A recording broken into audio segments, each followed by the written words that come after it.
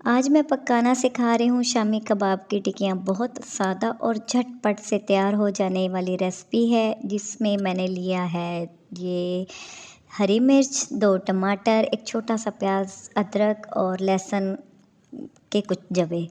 अच्छा, यहाँ पे 3 पाव तकरीबन मैंने लिया है गोश्त, चिकन।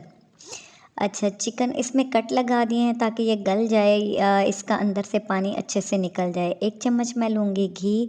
घी में मैं छोटा प्याज़ जो है वो मोटा-मोटा सा काट के डाल दूँगी। इसको ना ज़्यादा ब्राउन नहीं करना, बस लाइट सा ब्राउन करने के बाद मैं इसमें चिकन ऐड कर दूँगी। अच्छा, चिकन को एक साइड से तकरीबन 3 मिनट के लिए आप इसको छोड़ दें, उसके बाद इसकी साइड पलट के फिर 3 मिनट के लिए छोड़ दें, यानी इसको बार-बार हिलाने की ज़रूरत नहीं है, ये अपना सारा पानी और स्मेल ख़त्म कर देगा। उसके बाद मैं इसमें लहसुन के जवे डालूँगी और इसको फ्राई करना है। इसको मतलब लहसुन को पहले 2 से 3 मिनट मैंने फ्राई किया है। उसके बाद टमाटर, अदरक, हरी मिर्च डाल के फिर से इसको फ्राई कर लेंगे। ये तकरीबन इसमें मैंने लिया है 1 पाव चने की दाल और कोई सा भी आप शामी टिक्कियों का मसाला ले लें।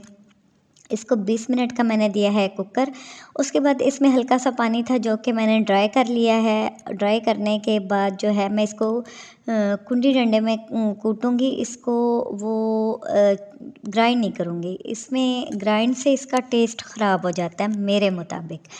तो इसलिए आप इसको कुंडी डंडे में कूटेंगे तो अच्छा टेस्ट देगा। हड्डियाँ मैंने निकाल दी हैं। अलग से मैंने ये एक प्याज़, हरी मिर्चें और धनिया ये कच्चा डालूँगी, यानी कि पेस्ट जो वो आपने तैयार किया है उसको करने के बाद इसमें अच्छा सा मिक्स करेंगे और 2 अंडे मैं इसके अंदर डालूँगी, क्योंकि मुझे मतलब बार-बार अंडा लगाना इतना वो नहीं सूट करता। तो आप जो है बेशक यानी ये ऑप्शनल है, आप इसको बेशक अंदर डालें या ऊपर लगा लें।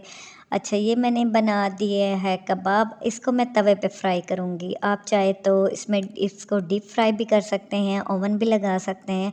तो मैं इसको तवे पे फ्राई करूँगी, अच्छा सा फ्राई दोनों साइडों से इसको अच्छा सा मैं कलर दूँगी। कलर देने के बाद जो है हमारी शामी टिक्कियाँ ये तैयार हो जाएँगी। आप इसको ट्राई करें, बहुत सादा और आसान रेसिपी है, आपको ज़रूर पसंद आएगी। बहुत जल्दी तैयार होने वाली है।